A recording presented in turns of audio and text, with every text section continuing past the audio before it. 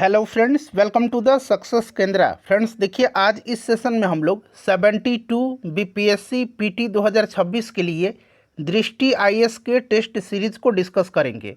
Friends बड़ा ही important रहने वाला है आपके एग्ज़ाम के दृष्टिकोण से।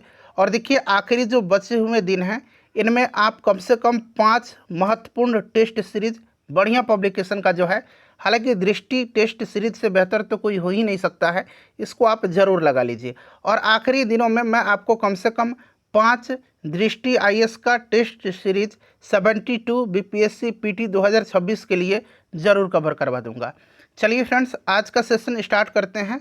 देखिए, जनरल स्टडीज़ का ये सेक्शन है, यानी कि फुल लेंथ ये आपका टेस्ट सीरीज है दृष्टि आईएएस का 72 बीपीएससी पीटी 2026 के लिए। चलिए एक बार सभी लोग सेशन को लाइक कर दीजिए। और देखिए, चैनल पर जो लोग पहली बार आए हुए हैं चैनल को सब्सक्राइब करके बेल आइकन को ज़रूर दबा लीजिएगा। देखिए, पहला प्रश्न पढ़िएगा, थोड़ा सा मैं छोटा कर दूं ताकि ये पूरा स्क्रीन पर एडजस्ट हो जाए। यहाँ पर आप देख सकते हैं फ्रेंड्स, यहाँ पर आप ऑप्शन ई देखिएगा, प्रयास नहीं किया गया। ये बीपीएससी के द्वारा अभी जो एग्ज़ाम लिया जा रहा है उसमें ये ऑप्शन भी दिया जा रहा है। तो बिल्कुल ये लेटेस्ट दृष्टि आईएएस का टेस्ट सीरीज है 72वीं बीपीएससी के लिए। चलिए, कह रहा है पहला प्रश्न कि 16वें वित्त आयोग के संबंध में निम्नलिखित कथनों पर विचार कीजिए। पहला कथन और दूसरा कथन दिया गया है और आपसे पूछा गया है कि उपर्युक्त कथनों में से कौन सा सही है। चलिए बताइएगा। थोड़ा सा मैं बड़ा कर दूं ताकि प्रश्न आपको और स्पष्ट रूप से दिखाई दे। देखिए, पहला स्टेटमेंट है कि भारत सरकार ने डॉक्टर अरविंद पनगड़िया को इसका अध्यक्ष नियुक्त किया है, यानी कि 16वें वित्त आयोग का। दूसरा स्टेटमेंट है कि आयोग ने केंद्रीय करों के कुल हिस्से में राज्यों की भागीदारी को बढ़ा करके 42% करने की सिफारिश की है। बताइए कौन सा स्टेटमेंट सही है। तो देखिए, आपको याद होगा कि संविधान का जो अनुच्छेद 280 है, आर्टिकल 280 है, इसके अंतर्गत भारत सरकार द्वारा 16वें वित्त आयोग का गठन किया गया और डॉक्टर अरविंद पनगड़िया को इस आयोग का अध्यक्ष नियुक्त किया गया है। तो पहला आपका बिल्कुल करेक्ट है। और देखिए, आयोग ने केंद्रीय करों के कुल हिस्से में राज्यों की भागीदारी को बढ़ा करके जो है 41% करने का सिफारिश किया है। 42% नहीं, 41% करने का सिफारिश किया है, इसलिए ये स्टेटमेंट आपका गलत हो जाएगा। तो इस प्रकार से इसमें से ऑप्शन जो होगा केवल एक जो है आपका सही है। ठीक है, चलिए उसके बाद देखिएगा कि आईपीएल 2026 के संबंध में निम्नलिखित कथनों पर विचार करें। यहाँ पर देख सकते हैं आप 4 कथन दिख रहा है आपको और यहाँ से सही उत्तर आपको चुनना है। फ्रेंड्स मैं आपको बता दूं कि देखिए 2025 में और 2026 में बीपीएससी ने जितने भी एग्ज़ाम्स लिए हैं और उनमें जितने भी करंट अफेयर्स के क्वेश्चन पूछे गए हैं, कल ही मैंने उनको कवर कराया हुआ है। तो जिन्होंने नहीं देखा है जाकर के देख लीजिएगा। 2 घंटे से अधिक का भी मैराथन सेशन है, पूरा करंट अफेयर्स एक ही सेशन में मैंने करवाया हुआ है। चलिए, तो यहाँ पर देखिएगा फ्रेंड्स, इसमें से बताना है आपको कि कौन सा इसमें से आपका सही है। ठीक है, तो यहाँ पर देखिएगा कि रॉयल चैलेंजर्स बेंगलुरु ने आईपीएल 2026 के फाइनल में गुजरात टाइटंस को पराजित किया। तो यहाँ पर बिल्कुल जो है आपका कथन ये करेक्ट दिया गया है और फाइनल मैच में विराट कोहली को प्लेयर ऑफ द मैच का पुरस्कार मिला। ये भी करेक्ट जो है आपका स्टेटमेंट दिया गया। विराट कोहली ने जो है 75 रन की निर्णायक पारी खेली थी जिसमें इनको जो है प्लेयर ऑफ द मैच चुना गया था। तो ये भी सही है। रोहित शर्मा को पूरे आईपीएल सीजन में सर्वाधिक रन बनाने वाले खिलाड़ी बने हैं? नहीं, रोहित शर्मा नहीं बने हुए हैं, ये गलत दिया गया है। वैभव सूर्यवंशी बने थे, तो ये गलत हो जाएगा। और आईपीएल का फाइनल मैच कोलकाता के ईडन गार्डन्स में खेला गया था, ये भी गलत है। अहमदाबाद के नरेंद्र मोदी स्टेडियम में खेला गया था, तो ये भी आपका गलत हो जाएगा। तो इस प्रकार से 1 और 2 यहाँ पर option number B correct answer हो जाएगा। चलिए, छत्तीसगढ़ अगला देखिएगा कि छत्तीसगढ़ राज्य के प्रथम रामसर स्थल के रूप में किस स्थल को घोषित किया गया है? तो आपको याद होगा ये किया गया है कोपरा जलाशय को। कोपरा जलाशय ये बिलासपुर जिले में पड़ता है छत्तीसगढ़ का, और उसी को जो है आधिकारिक रूप से राज्य का पहला रामसर स्थल घोषित किया गया है। ठीक है, इसको आप ध्यान रखिएगा। और ये महानदी जो है, महानदी उसी नदी के ऊपरी जल ग्रहण क्षेत्र में स्थित मानव निर्मित मीठे जल की आर्द्र भूमि है। ठीक है, चलिए अगला प्रश्न कर लेंगे, क्वेश्चन नंबर 4। यहाँ पर देखिएगा कि बिहार विधानसभा निर्वाचन 2025 के संबंध में निम्नलिखित कथनों पर विचार करें। 2 कथन यहाँ पर आपको दिख रहा है। चलिए देखिएगा कि निर्वाचन के बाद श्री सम्राट चौधरी को बिहार का मुख्यमंत्री बनाया गया था? नहीं, नीतीश कुमार बने थे। नीतीश कुमार जब राज्यसभा चले गए तब जो है सम्राट चौधरी मुख्यमंत्री बने। ठीक है, ये गलत हो गया। मैथिली ठाकुर निर्वाचन में सबसे युवा विधायक चुनी गई हैं, तो ये स्टेटमेंट आपका जो है बिल्कुल यहाँ पर करेक्ट दिया गया है। ठीक है, तो इसको आप ध्यान रखिएगा। ऑप्शन नंबर यहाँ पर बी जो होगा केवल 2 करेक्ट हो जाएगा। ठीक है, और ये मैथिली ठाकुर दरभंगा जिले के अलीनगर विधानसभा क्षेत्र से निर्वाचित हुई हैं, इनको भी आप ध्यान रख सकते हैं। चलिए, उसके बाद देखिए, गणतंत्र दिवस परेड 2026 के संबंध में निम्नलिखित कथन पर विचार करें। 2 स्टेटमेंट यहाँ भी आपको दिख रहा है और बिल्कुल स्टेटमेंट बेस्ड ही अब करंट अफेयर्स पूछा जा रहा है। तो देखिए, महाराष्ट्र की झांकी गणेश उत्सव आत्मनिर्भरता का प्रतीक ने प्रथम स्थान प्राप्त किया है, तो ये बिल्कुल करेक्ट है। यहाँ पर कौन सा सही है ये आपको बताना है। और तीनों सेनाओं में सर्वश्रेष्ठ मार्चिंग दल का पुरस्कार भारतीय थल सेना जीता है। तो देखिए, ये जो सर्वश्रेष्ठ मार्चिंग दल का पुरस्कार है ये भारतीय नौसेना ने जीता है, थल सेना ने नहीं। किसने जीता है? नौसेना ने जीता है, इसीलिए ये दूसरा स्टेटमेंट आपका गलत दिया गया है। तो केवल एक यहाँ पर राइट आंसर हो जाएगा। ठीक है, चलिए, उसके बाद हम लोग नेक्स्ट क्वेश्चन कर लेंगे। अगला है कि केंद्रीय बजट 2026-27 के संबंध में निम्नलिखित में से कौन सा कथन सही दिया गया है, बताइए। तो यहाँ पर देखिएगा, वित्त वर्ष 2026-27 में राजकोषीय घाटा सकल घरेलू उत्पाद का 4.3% निर्धारित किया गया है। बिल्कुल ये आपका सही दिया गया है, और ये 4.3% निर्धारित किया गया है, जो वित्त वर्ष 2025-26 के संशोधित अनुमान 4.4% से कम है। ठीक है ना, तो ऑप्शन ए यहाँ पर आपका करेक्ट आंसर हो जाएगा। ठीक है, चलिए, उसके बाद देखिएगा कि यहाँ पर कि वर्ष 2026 के फ्रेंच ओपन में पुरुष एकल का खिताब किसने जीता है? तो ये जीता है अलेक्जेंडर जेवरेव ने। अलेक्जेंडर जेवरेव ने जीता है। क्लियर, इसको आप ध्यान रखिएगा, अलेक्जेंडर जेवरेव ने जीता है। ठीक है, चलिए, उसके बाद अगला प्रश्न है क्वेश्चन नंबर 8। यहाँ पर देखिएगा, क्वेश्चन नंबर 8 में क्या कह रहा है कि वर्ल्ड आर्चरी द्वारा para Archer of the year 2025 के रूप में किसे नामित किया गया है? तो फ्रेंड्स, ये किया गया है किसको? शीतल देवी को। शीतल देवी को किया गया है, आप ध्यान रखिएगा। BBC sports women of the year जो है 2025 का स्मृति मंधाना को दिया गया था। ये प्रश्न पूछा भी गया है, अभी कल ही शायद कि परसों एग्ज़ाम हुआ था उसी में BPSC के। उसके बाद देखिए, विक्रमशिला विश्वविद्यालय के संबंध में निम्नलिखित कथन पर विचार कीजिए और उपरोक्त में से कौन सा कथन सही है ये आपको बताना है। पहले कथन पढ़िएगा। चलिए, एक एक करके कथन पढ़ेंगे, कथन पढ़ के राइट आंसर बताइए। तो यहाँ पर देखिएगा, विक्रमशिला विश्वविद्यालय के संबंध में बिहार सरकार ने विक्रमशिला विश्वविद्यालय के पुनर्जीवन की घोषणा की है। बिल्कुल ये आपका करेक्ट दिया गया है। ठीक है, और विक्रमशिला विश्वविद्यालय की स्थापना राजा धर्मपाल ने किया था, ये भी करेक्ट है। पाल वंश के शासक धर्मपाल ने किया था, और इस विश्वविद्यालय को बख्तियार खिलजी ने अपने सैन्य अभियान के दौरान नष्ट कर दिया था। ये भी स्टेटमेंट आपका करेक्ट दिया गया है। ठीक है, तो तीनों यहाँ पर आपके करेक्ट हैं। इस प्रकार से ऑप्शन नंबर डी सभी सही हो जाएगा। उसके बाद देखिए, निम्नलिखित में से बिहार के किस व्यक्ति को वर्ष 2026 में पद्मश्री सम्मान नहीं दिया गया है? देखिए, काफ़ी इंपॉर्टेंट क्वेश्चन है ये, और मैं बार बार कराता भी हूँ इसको। तो देखिएगा, ये शारदा सिन्हा को नहीं दिया गया है। शारदा सिन्हा को जो है 2025 में इनको पद्म विभूषण दिया गया था। ठीक है, इसको आप ध्यान रखिएगा। बाकी देखिए, भरत सिंह भारती को दिया गया है इस साल पद्मश्री, भरत सिंह भारती को। ठीक है, उसके बाद विश्व बंधु को दिया गया है मरणोपरांत, और यहाँ पर जो है श्री गोपाल जी त्रिवेदी हैं, इनको भी दिया गया है। तो ये 3 व्यक्ति हैं, इनको इस साल बिहार से दिया गया है। ठीक है, तो इसको आप ध्यान रखिएगा। चलिए, उसके बाद हम लोग नेक्स्ट क्वेश्चन कर लेंगे। अगला प्रश्न हमारा कि मुख्यमंत्री प्रतिज्ञा योजना के संबंध में, ठीक है ना, प्रतिज्ञा योजना के संबंध में निम्न कथन पर विचार करें और सही कथन आपको चुनना है। नीचे आपको ऑप्शन देखने को मिलेगा। ठीक है, चलिए, एक एक करके पढ़िएगा कि यह योजना मुख्यमंत्री नीतीश कुमार के द्वारा प्रारंभ किया गया था। ठीक है, बिल्कुल ये स्टेटमेंट आपका सही दिया गया है। ठीक है, ऑप्शन मतलब ये पहला सही है। इसका उद्देश्य युवाओं को प्रतिष्ठित संस्थानों में इंटर्नशिप अवसर और कौशल प्रशिक्षण प्रदान कर उन्हें रोजगार योग्य बनाना है। ये भी स्टेटमेंट सही है, और इस योजना के अंतर्गत युवाओं को उनकी शैक्षिक योग्यता के आधार पर 4,000 से 6,000 रुपये तक मासिक सहायता राशि प्रदान की जाती है। ये भी स्टेटमेंट जो है आपका सही दिया गया है। तो इस प्रकार से आपका तीनों स्टेटमेंट सही है, तो यानी कि 1, 2, 3 यहाँ पर करेक्ट आंसर हो जाएगा। चलिए, उसके बाद देखिएगा कि वर्ष 2025-26 में बाफ्टा पुरस्कारों के लिए किस भारतीय फिल्म को नामांकित किया गया है।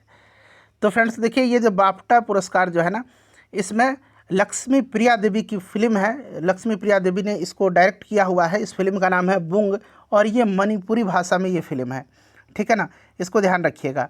करेक्ट आंसर ऑप्शन नंबर यहाँ पर सी हो जाएगा और ये प्रश्न पूछा भी गया है अभी बीपीएससी का जो एग्जाम हुआ था।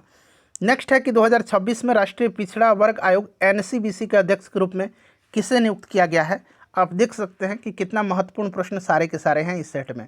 तो ये किया गया है साध्वी निरंजन ज्योति को, साध्वी निरंजन ज्योति को किया गया है। काफ़ी इंपॉर्टेंट है, जरूर ही ध्यान रखिएगा आप। उसके बाद देखिएगा कि भारत के सकल घरेलू उत्पाद जीडीपी के आधार पर वर्ष को हाल ही में 2011-12 से बदल करके कौन सा जो है वर्ष किया गया, यानी कि जीडीपी का जो आधार वर्ष था 2011-12 उसको चेंज करके 2022-23 कर दिया गया है, ठीक है। उसके बाद देखिए बिहार सरकार ने हाल ही में यातायात से संबंधित कौन सी योजना प्रारंभ की है। तो ये योजना है एकमुश्त यातायात चालान निपटान योजना। Option number C correct answer हो जाएगा। और देखिए ये जो योजना है इसके तहत नागरिकों को लंबित यातायात ई चालानों का निपटान 50% की छूट पर करने की सुविधा दिया गया है, ठीक है। चलिए उसके बाद देखिए अगला प्रश्न है कि राजस्थान के एकमात्र पर्वतीय स्थल माउंट आबू का हाल ही में नया नाम क्या रखा गया है। माउंट आबू का नया नाम, तो इसका नाम रखा गया है आबू राज, ठीक है ना, आबू राज रखा गया है। इसको आप जरूर याद रखिएगा, ठीक है। चलिए उसके बाद अगला प्रश्न कर लेंगे। नेक्स्ट क्वेश्चन यहाँ पर आपको देखने को मिलेगा, हाँ, विकसित भारत काफ़ी इंपॉर्टेंट है। यहाँ पर आपको सही आंसर चुन करके बताना है, ठीक है ना। ये अब आपको बार बार मैं नहीं बताऊंगा, आपको पता चल जाएगा कि कथन दिया गया है तो आपको नीचे उसका ऑप्शन दिया होगा। चलिए ये जो आपका यहाँ पर देख सकते हैं इसका नाम क्या है, तो इसका नाम है VBG राम जी, यानी कि विकसित भारत रोजगार एवं आजीविका मिशन, ठीक है ना। और यह अधिनियम 2025 ग्रामीण रोजगार तथा ग्रामीण विकास से संबंधित है, ठीक है ना। तो यहाँ पर आप देख सकते हैं पहला ही यहाँ पर सही दिया गया है, क्लियर। और इसका उद्देश्य मजदूरी आधारित रोजगार तथा उत्पादक ग्रामीण परिसंपत्तियों के निर्माण के माध्यम से आजीविका सुरक्षा प्रदान करना है। देखिएगा दूसरा है कि यह प्रत्येक ग्रामीण परिवार के लिए वित्तीय वर्ष में 150 दिवस की मजदूरी आधारित रोजगार गारंटी देता है। तो ये भी स्टेटमेंट जो है ना यहाँ पर आप देख सकते हैं, ये आपका करेक्ट दिया गया है या इनकरेक्ट दिया गया है। तो ये भी आपका करेक्ट दिया गया, 150 नहीं 125 सॉरी 125 दिन की, ठीक है ना। तो ये गलत दिया गया है, यहाँ पर 150 है ना, इसलिए ये स्टेटमेंट आपका गलत दिया गया है, ठीक है। तीसरा स्टेटमेंट जो है इसमें मानक आवंटन और अधिकांश राज्यों के लिए 60:40 तथा उत्तरी पूर्वी और हिमालयी राज्यों के लिए 90:10 के लागत साझाकरण अनुपात का, ये काफ़ी इंपॉर्टेंट है, ये सही है, ये ज़्यादा इंपॉर्टेंट है, ध्यान रखिएगा। उत्तर पूर्वी और हिमालयी राज्यों के लिए ये अनुपात है और बाकी जो राज्य हैं इनके लिए ये वाला अनुपात है। तो 1 और 3 इसमें करेक्ट आंसर हो जाएगा, जो कि आपको ऑप्शन नंबर बी में देखने को मिल रहा है ना। चलिए उसके बाद देखिए IIT पटना में स्थापित प्रथम सुपर कंप्यूटर का नाम क्या है। तो इसका नाम है परम रुद्र, ठीक है ना, परम रुद्र। और यह भारत के राष्ट्रीय सुपर कंप्यूटिंग मिशन के तहत विकसित एक उच्च प्रदर्शन कंप्यूटिंग प्रणाली है, ठीक है। तो यहाँ पर आपका option number C correct answer हो जाएगा। चलिए उसके बाद देखिएगा कि उड़ान 2.0 योजना के संदर्भ में निम्नलिखित कथन पर विचार करिए। यहाँ पर 3 कथन दिया गया है, ठीक है, और सही उत्तर का आपका चयन करना है इसमें से। तो देखिए उड़ान जो है, उड़ान का मतलब उड़े देश का आम नागरिक, एक क्षेत्रीय संपर्क योजना है जिसका उद्देश्य हवाई यात्रा को अधिक किफ़ायती बनाना है तथा उपेक्षित क्षेत्रों तक पहुंच बढ़ाना है। उड़ान 2.0 क्षेत्रीय वायु संपर्क को सुदृढ़ करने पर केंद्रित है, बिल्कुल ये आपका सही दिया गया है, ठीक है। और इस योजना में जल विमान अड्डों तथा हेलीपैडों के विकास को सम्मिलित किया गया है। तो ये भी आपका जो है यहाँ पर सही दिया गया है, जल विमान अड्डे, समुद्री विमान तथा हेलीपैडों को सम्मिलित किया गया है। उसके बाद देखिएगा अगला है यहाँ पर कि उड़ान 2.0 कार्यक्रम गृह मंत्रालय के द्वारा जो है किया जाता है, नहीं ये गलत दिया गया है, ये उड्डयन मंत्रालय के द्वारा, ठीक है ना, एविएशन जो मिनिस्ट्री है उसके द्वारा। तो यहाँ पर आपका ये आपका गलत हो जाएगा, है ना, ये आपका सही है। तो गलत आपका तीसरा है, बाकी पहला और दूसरा आपका सही हो जाएगा। तो ऑप्शन नंबर यहाँ पर ए करेक्ट हो जाएगा। चलिए उसके बाद देखिएगा कि अभ्यास काकाड़ू काफ़ी इंपॉर्टेंट है ये अभ्यास, इसके संदर्भ में पूछा गया है कि कौन सा कथन इसमें से आपका सही है, सही उत्तर का चयन करना है। तो देखिए, काकाडो अभ्यास जो है ये बहुराष्ट्रीय नौसैनिक अभ्यास है। बताइए, तो यहाँ पर देखेंगे फ्रेंड्स, तो ये आपको ध्यान रखना है, ये जो है आपका बहुराष्ट्रीय नौसैनिक यानी कि समुद्री अभ्यास है, और ये जो है इसमें अनेक राष्ट्र भाग लेते हैं, इसलिए बहुराष्ट्रीय है। करेक्ट है। इसका आयोजन ऑस्ट्रेलिया के द्वारा किया जाता है। तो ये भी स्टेटमेंट सही है। और इस अभ्यास का उद्देश्य सहभागी नौसेनाओं के मध्य समुद्री सहयोग और पारस्परिक संचालन क्षमता को सुदृढ़ करना है। ये भी सही है। और भारत भी इस अभ्यास में भाग लेता है। ये भी स्टेटमेंट सही है। और भारत की तरफ से जो है आपको याद रखना है कि नौसैनिक पोत INS सतपुड़ा और P-8I समुद्री जो गश्ती विमान है ये सम्मिलित रहे थे। तो यहाँ पर आपका करेक्ट आंसर आपका चारों हो जाएगा, जो कि ऑप्शन नंबर डी में दिया गया है। चलिए, उसके बाद नेक्स्ट क्वेश्चन है कि भारतीय यूरोपीय संघ मुक्त व्यापार समझौते के संदर्भ में निम्नलिखित कथनों पर विचार करें। सही उत्तर का चयन करना है इसमें से। ठीक है, तो देखिएगा, इसमें से अगर हम बात करते हैं तो करेक्ट आंसर क्या हो जाएगा इसका। देखिए, पहला स्टेटमेंट है, इसका उद्देश्य भारत और यूरोपीय संघ के बीच व्यापार एवं निवेश को प्रोत्साहित करना है। बिल्कुल करेक्ट है। ठीक है, और यूरोपीय संघ भारत के प्रमुख व्यापारिक भागीदारों में सम्मिलित है। क्लियर। तो यूरोपीय संघ भारत के प्रमुख भागीदारों में से एक है, ये भी करेक्ट है। प्रस्तावित समझौता केवल कृषि उत्पादों तक सीमित है। नहीं, ये ऐसा नहीं है, केवल कृषि उत्पाद तक सीमित नहीं है, बल्कि इनमें वस्तुओं के व्यापार, सेवा, निवेश, अन्य आर्थिक विषय से संबंधित व्यापक क्षेत्र जो हैं सम्मिलित हैं। तो ये आपका गलत हो जाएगा। तो 1 और 2 यहाँ पर करेक्ट आंसर हो जाएगा। तो ऑप्शन ए में दिया गया है। बिहार बजट के संदर्भ में पूछा जा रहा है इसमें से कि कौन सा स्टेटमेंट आपका यहाँ पर सही है। ठीक है, तो एक एक करके यहाँ पर हम लोग पढ़ लेंगे। देखिए, कुल बजटीय परिव्यय 3.47 लाख करोड़ से अधिक है। बिल्कुल, यहाँ पर जो है 3,47,589.76 करोड़ है। तो 3.47 से अधिक हो गया। ठीक है, और यह इतिहास का सबसे बड़ा बजट है, आपको भी पता होगा। तो ये आपका यही स्टेटमेंट जो है आपका करेक्ट है। और बजट में 10 नए द्रुतगामी मार्गों के निर्माण की घोषणा की गई है। 5 नए किया गया, 10 नहीं 5, इसलिए ये गलत है। महिला कल्याण और महिला सशक्तिकरण को सर्वाधिक बजटीय आवंटन प्राप्त हुआ है। ऐसा नहीं है, सर्वाधिक जो है शिक्षा को बजट आवंटित किया गया है, ये आप जानते हैं। पात्र किसानों को अब जननायक कर्पूरी ठाकुर किसान सम्मान निधि के अंतर्गत 6,000 दिए जाएंगे। तो ये भी जो आपका गलत है, 6,000 से बढ़ा करके 9,000 कर दिया गया है। तो ये भी गलत है। तो इस प्रकार से पहला आपका ऑप्शन ए सही है। चलिए, उसके बाद देखिए, अगला प्रश्न है कि मैथिली भाषा के लिए साहित्य अकादमी पुरस्कार 2025 किसे दिया गया है। तो मैथिली भाषा के लिए जो है महेंद्र मलंगिया को दिया गया है, उनकी कृति प्रबंध संग्रह के लिए। ठीक है ना। तो यहाँ पर आप ध्यान रखिएगा, ऑप्शन नंबर बी करेक्ट हो जाएगा। निम्नलिखित में से देखिए, किस देश ने हाल ही में मधुमक्खियों को जीवित प्राणी के रूप में वैधानिक अधिकार प्रदान किया है। तो फ्रेंड्स, ये किया है किसने? पेरू ने। पेरू ने किया हुआ, काफ़ी इंपॉर्टेंट है, इसको आप ध्यान रखिएगा। चलिए, उसके बाद देखिए, वर्ष 2026 का G20 शिखर सम्मेलन का आयोजन कहाँ पर किया जाएगा। तो फ्रेंड्स, ये अमेरिका के फ्लोरिडा मियामी में इसका आयोजन किया जाएगा। ठीक है, तो इसको आप ध्यान रखिएगा। चलिए, उसके बाद अगला प्रश्न हमारा कि उत्तराखंड एवं गुजरात के पश्चात निम्नलिखित में से किस राज्य ने अपनी विधानसभा में समान नागरिक संहिता पारित किया। काफ़ी इंपॉर्टेंट क्वेश्चन है, और ये असम ने किया हुआ है। किसने? असम ने किया हुआ है। ठीक है ना, इसको आप ध्यान रखिएगा, असम ने किया हुआ है, काफ़ी इंपॉर्टेंट है ये। चलिए, उसके बाद देखिएगा कि राजगीर में आयोजित 16वीं हॉकी इंडिया सब जूनियर पुरुष राष्ट्रीय चैंपियनशिप 2026 में किस राज्य ने स्वर्ण पदक जीता हुआ है। तो याद रखिएगा आप कि 16वीं हॉकी इंडिया सब जूनियर पुरुष राष्ट्रीय चैंपियनशिप का आयोजन बिहार के राजगीर में हुआ था। ठीक है, 16वां संस्करण का। और इसमें जो है ना, इसमें जीता है किसने? तो उत्तर प्रदेश ने जीता हुआ है। ठीक है ना, उत्तर प्रदेश हॉकी ने मध्य प्रदेश को हरा करके जो है स्वर्ण पदक जीता हुआ है। चलिए, तो इस प्रकार से मध्य प्रदेश को रजत पदक मिल गया है ना। चलिए, उसके बाद देखिएगा, अगला प्रश्न है कि रक्षा अनुसंधान एवं विकास संगठन ने हाल ही में बिहार के किस शहर में स्वदेशी रक्षा प्रौद्योगिकियों की विशाल प्रदर्शनी आयोजित की है। तो ये जो है पूर्वी चंपारण के मोतिहारी में किया हुआ है, पूर्वी चंपारण के मोतिहारी में। ठीक है, सम्राट चौधरी ने बिहार के कौन से मुख्यमंत्री के रूप में शपथ लिया है, ये भी प्रश्न इंपॉर्टेंट है। तो 24वें मुख्यमंत्री के रूप में इन्होंने शपथ लिया है। चलिए, उसके बाद देखिए, अगला प्रश्न है कि बिहार विद्युत वाहन संशोधन नीति 2026 का लक्ष्य है कि वर्ष 2030 तक बिहार में सभी नए वाहन पंजीकरणों में विद्युत वाहनों की हिस्सेदारी कम से कम कितना प्रतिशत हो। तो कम से कम जो है ये 30% सुनिश्चित करने का लक्ष्य रखा गया है। ठीक है ना।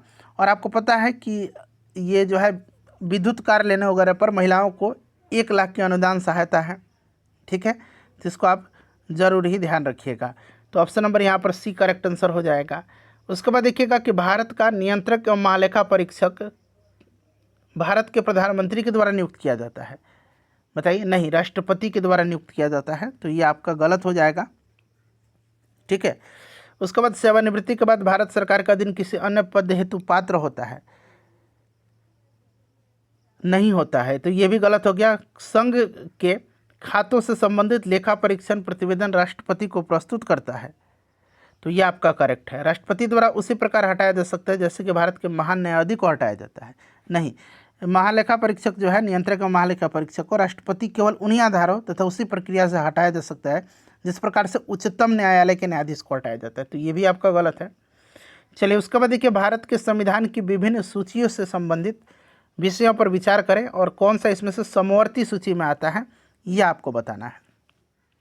तो देखिए, समवर्ती सूची में वन आ जाएगा, विद्युत आ जाएगा, विवाह एवं विच्छेद आ जाएगा, शिक्षा भी समवर्ती सूची में आता है, ये भी आप ध्यान रखिएगा। लोक स्वास्थ्य जो है ये आपका किस में सम्मिलित है, तो ये राज्य सूची का विषय है, तो ये नहीं आएगा। तो आपका 1, 3 और 4 यहाँ पर करेक्ट आंसर हो जाएगा, ऑप्शन नंबर ए। चलिए, उसके बाद चलिए नेक्स्ट क्वेश्चन है हमारा कि निम्नलिखित में से कौन से नीति निर्देशक तत्व उदार बौद्धिक सिद्धांतों का अनुसरण करते हैं। और देखिए, नीति दिए गए कोड का प्रयोग करके सही उत्तर आपको चुनना है। ठीक है, बताइए करेक्ट आंसर यहाँ पर क्या हो जाएगा। तो यहाँ पर देखिए, उदार बौद्धिक सिद्धांत का, तो इसमें से अगर हम बात करते हैं तो सभी नागरिकों के लिए समान नागरिक संहिता सुनिश्चित करना, ये आपका ठीक है, अनुच्छेद 44 में किया गया है। ग्राम पंचायतों का गठन यहाँ मैं लिख देता हूँ, अनुच्छेद 40 में है, ये नहीं होगा। ठीक है, 6 वर्ष से कम आयु के बच्चों के लिए प्रारंभिक बाल्यावस्था देखभाल एवं शिक्षा उपलब्ध कराना, बिल्कुल ये है। और न्यायपालिका का कार्यपालिका से पृथक्करण, बिल्कुल अनुच्छेद 50 में है, ये भी आप ध्यान रखिएगा, ये होगा। 2 को हटा दीजिए आप, तो बाकी 1, 3, 4 यहाँ पर आपके करेक्ट आंसर हो जाएंगे। ऑप्शन नंबर सी यहाँ पर करेक्ट आंसर हो जाएगा। ठीक है, चलिए, उसके बाद देखिए अगला प्रश्न है यहाँ पर कि निम्नलिखित युग्मों में से कौन सा सुमेलित नहीं है। 1 मिनट, यहाँ पर पूरा आपको ऑप्शन दिखना चाहिए। ऑप्शन ही तो अब आपको पता ही है, ठीक है ना, तो ऑप्शन ही आपको पता है। बताइए, देखिए, प्रथम संविधान संशोधन अधिनियम 1951, तो ये आपका जो है सही सुमेलित दिया गया है क्या, बिल्कुल सही सुमेलित दिया गया है। ठीक है, इसमें जो है 9वीं अनुसूची जोड़ा गया था। उसके बाद 42वां संविधान संशोधन अधिनियम जो है उद्देशिका में समाजवादी पंथ निरपेक्ष अखंडता शब्द जोड़ा गया था, ये भी सही है। 44वां संविधान संशोधन अधिनियम 1978 संपत्ति का अधिकार को मूल अधिकार बनाएगा, नहीं, मूल अधिकार नहीं बनाएगा, मूल अधिकार की सूची से इसको हटाया गया था, तो ये आपका गलत है और यही पूछ रहा था, तो ऑप्शन नंबर सी यहाँ पर करेक्ट आंसर हो जाएगा। 73वां पंचायती राज से संबंधित है ना। चलिए, उसके बाद देखिएगा कि राज्य विधानमंडल के संबंध में निम्नलिखित कथन पर विचार कीजिए और कौन सा कथन इसमें से आपका सही है, ये आपको बताना है।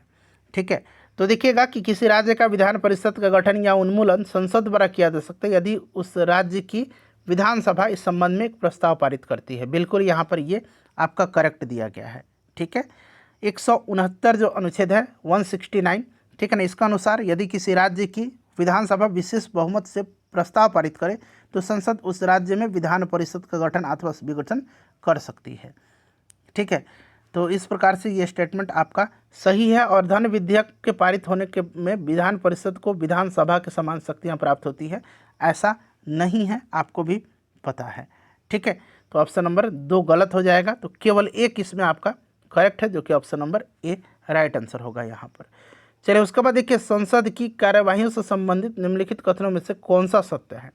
सत्य इसमें से देखिए, तो मैं बता देता हूँ, चूँकि 2 ऑप्शन 3 ऑप्शन उधर हैं, तो ये वाला सत्य है कि संसद में जो है भारत के महान न्यायवादी को संसद में अभिव्यक्ति का अधिकार है किंतु मतदान करने का अधिकार नहीं है। ठीक है, तो ये स्टेटमेंट आपका सही है। संसद के कार्य केवल हिंदी में ही संपादित होंगे, ऐसा नहीं है। ठीक है ना, ऐसा नहीं है, हिंदी और अंग्रेजी में होंगे। ठीक है, चलिए, उसके बाद देखिएगा यहाँ पर कि संसद सामान्य कार्यवाहियों के दौरान उच्चतम न्यायालय के किसी न्यायाधीश के आचरण पर स्वतंत्र रूप से चर्चा कर सकती है, नहीं। सर्वोच्च न्यायालय उच्च न्यायालय के किसी न्यायाधीश के आचरण पर संसद में चर्चा नहीं की जा सकती है जब तक कि न्यायाधीश को पद से हटाने के लिए कोई प्रस्ताव न लाया जाए। तो ये भी गलत है और ये भी स्टेटमेंट आपका गलत है, ठीक है ना। चलिए उसके बाद देखिए, भारत का संविधान मूल कर्तव्यों का प्रावधान करता है। मूल कर्तव्यों के संबंध में निम्नलिखित कथन पर विचार करिए और कौन सा कथन सही है ये आपको बताना है, ठीक है। चलिए यहाँ से आपको आंसर बताना है कौन सा इसमें से सही है, ठीक है। तो यहाँ पर देखिएगा 1 ऑप्शन और 3 ऑप्शन सही है, ठीक है। बाकी देखिए, ये न्यायालय द्वारा उसी प्रकार से प्रत्यक्ष रूप से परिवर्तनीय है जैसे मूल अधिकार, नहीं ये गलत दिया गया है, ठीक है ना। मूल कर्तव्य न्यायालयों के द्वारा उसी प्रकार से जो है परिवर्तनीय नहीं है जैसे कि मूल अधिकार है। हालांकि संसद कुछ कर्तव्यों को लागू करने हेतु विधि का निर्माण तो कर सकती है, बट ये सही नहीं है, ठीक है। और ये भी आपका जो है ये भी आपका गलत है। 44वें संविधान संशोधन 1978 के द्वारा जोड़ा गया था, नहीं 42वें संशोधन के द्वारा जोड़ा गया था। तो इस प्रकार से 1 और 3 आपका करेक्ट आंसर हो जाएगा, जो कि ऑप्शन नंबर ए में है। उसके बाद देखिएगा कि निम्नलिखित में से कौन भारत के निर्वाचन आयुक्तों की सेवा शर्तों तथा पद अवधि का निर्धारण करता है, बताइए। 38 नंबर, तो ये करता है आपका संसद द्वारा निर्मित विधि। अनुच्छेद 324 भारत के निर्वाचन आयोग का प्रावधान करता है, ठीक है ना, ये चीज़ आप जानते हैं। चलिए उसके बाद देखिएगा, अगला प्रश्न है कि भारत के संविधान की अनुसूचियों के संबंध में निम्नलिखित कथनों पर विचार करें। 4 कथन दिया गया है और आपसे पूछा जाएगा, आगे मैं दिखा दूंगा कि कौन सा इसमें से आपका सही है। तो देखिए, प्रथम अनुसूची राज्य और केंद्र शासित प्रदेशों के नाम और उनके क्षेत्रीय विस्तार से संबंधित है, ठीक है। उसके बाद देखिए, दूसरा अनुसूची जो है ये गलत दिया गया है। दूसरा अनुसूची जो है यहाँ पर शपथ अथवा प्रतिज्ञान के रूप में संबोधित करता है, तो ये आपका यहाँ पर गलत है। शपथ और प्रतिज्ञान ये तीसरा अनुसूची में है, न कि दूसरा में है, तो ये गलत है। उसके बाद देखिए, सप्तम अनुसूची संघ और राज्यों के बीच विषयों का विभाजन से संबंधित है, सही है। 7वां जो अनुसूची है उसमें जो है संघ सूची, राज्य सूची, समवर्ती सूची का प्रावधान है। 10वीं अनुसूची यानी कि 10वीं अनुसूची पंचायतों से संबंधित प्रावधानों से संबंधित है, नहीं 10वीं दल बदल से संबंधित है, तो ये गलत हो जाएगा, ठीक है। तो यहाँ पर 1 और 3 ही करेक्ट आंसर होंगे इसके। तो यहाँ पर आपको देख सकते हैं 1 और 3 ऑप्शन ए यहाँ पर आपका राइट आंसर हो जाएगा, ठीक है। चलिए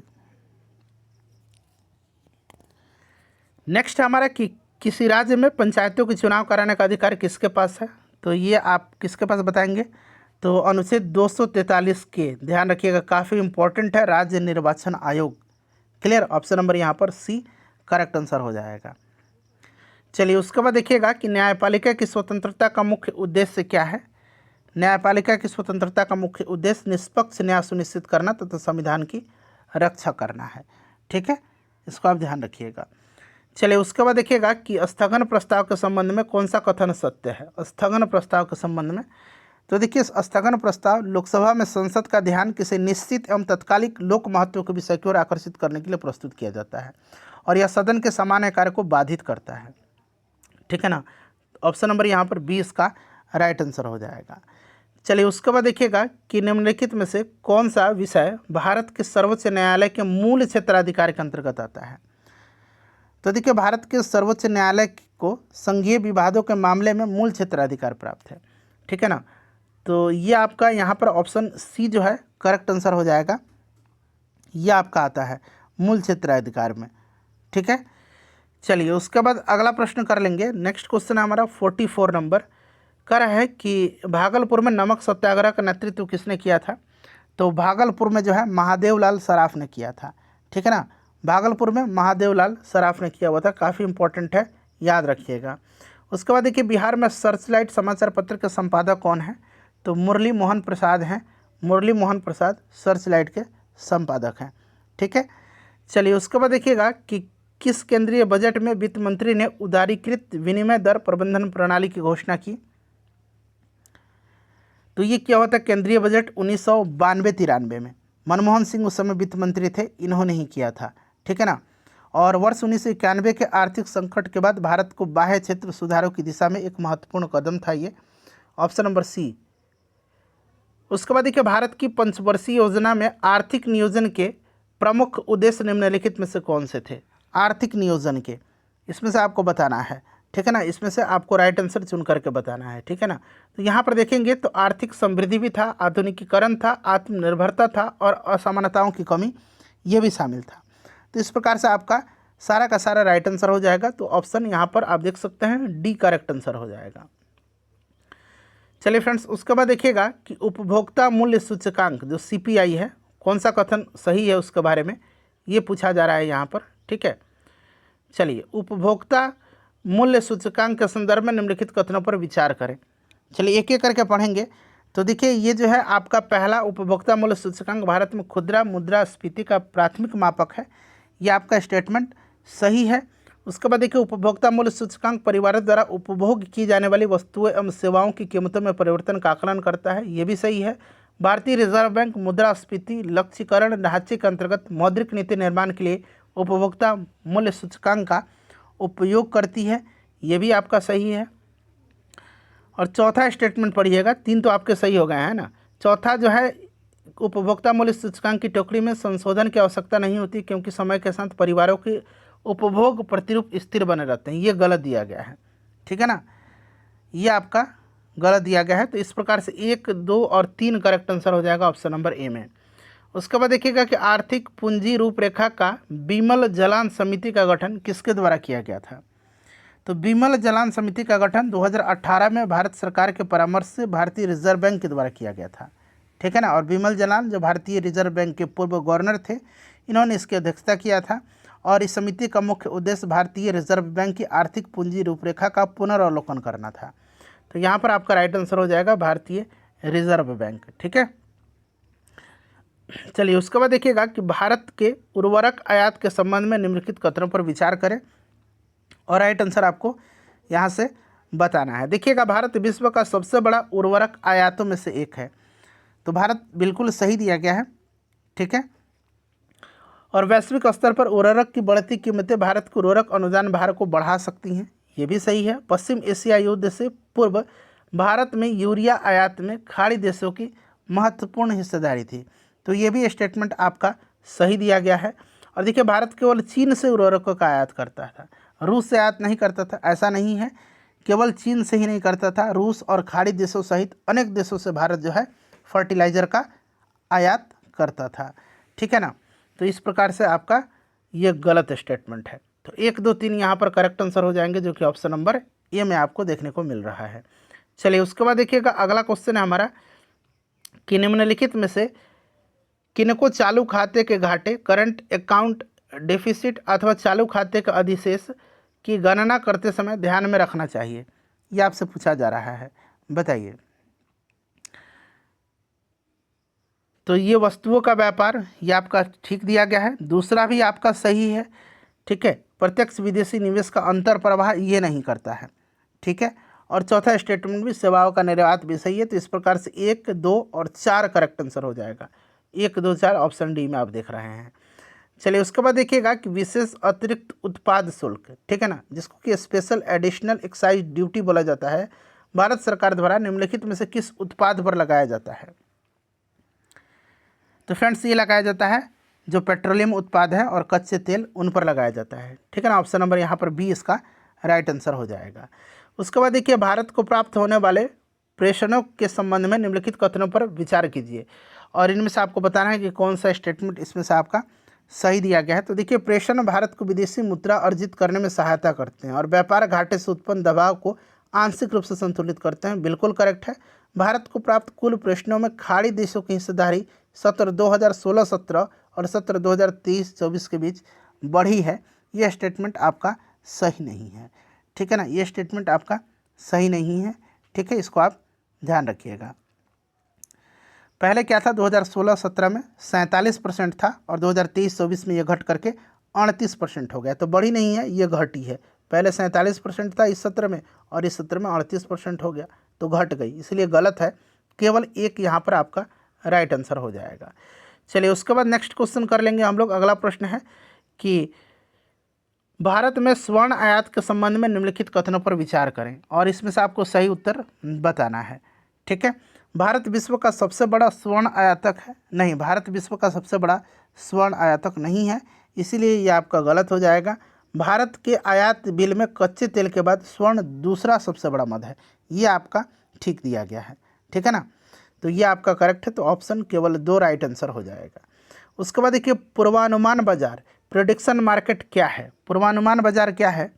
तो देखिएगा पूर्वानुमान बाजार जो है ना फ्रेंड्स, ये जो है आपका ऐसा मंच है जहां उपयोगकर्ता वास्तविक विश्व की घटनाओं के परिणामों से जुड़े अनुबंधों का व्यापार करते हैं और इन घटनाओं में चुनाव, नीतिगत निर्णय, वस्तु कीमत, आर्थिक संकेतक और भू राजनीतिक घटनाक्रम शामिल होते हैं। तो इस प्रकार से आपका ऑप्शन नंबर ए यहाँ पर करेक्ट आंसर हो जाएगा। चलिए देखिएगा कि निम्नलिखित में से कितने जिले बिहार की राजधानी पटना जिले के सीमावर्ती हैं, यानी कि पटना से बॉर्डर बनाते हैं। तो बिहार के कुल 9 जिले ऐसे हैं जो पटना से सटते हैं, ठीक है ना। तो यहाँ पर option number C correct answer हो जाएगा। उसके बाद देखिए बिहार के किस जिले की साक्षरता दर सर्वाधिक है। तो आपको पता है कि बिहार का साक्षरता दर किस जिला का है, तो सर्वाधिक रोहतास का है।